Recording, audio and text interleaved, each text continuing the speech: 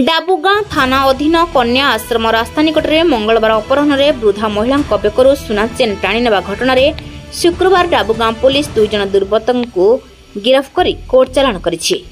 सूचनायोग्य उमुरहांडी grammar Chanchala माझी मंगलवार सकाळु पनीपरिबा बिक्री करने को पापड़ाहांडी हाट को जाइथिले। सेठारे बिक्री करने पर अपराह्न बस जोगे आसी कन्याश्रम छकठारे ओह्लाई निज घर उमुरहांडी ग्राम को जिबा बेले मोटरसाइकेल जोगे 2 जन युवक मुहरे मास्क बांधी आसी महिला को झरीगां रास्ता केउ पटे पचारिथिले।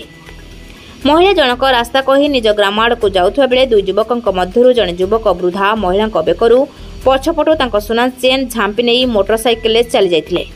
से दिन रात्रि रे महिला चंचला माझी थाना रे एतला देथिले। उक्त एतला को भित्ति करी थाना पुलिस तदंत आरंभ करिथिला।